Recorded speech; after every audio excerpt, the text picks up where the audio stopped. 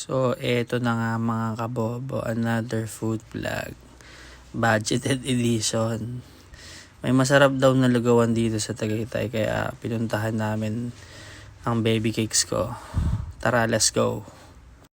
So, malapit lang to sa ina ng Saklolo, sa tapat lang.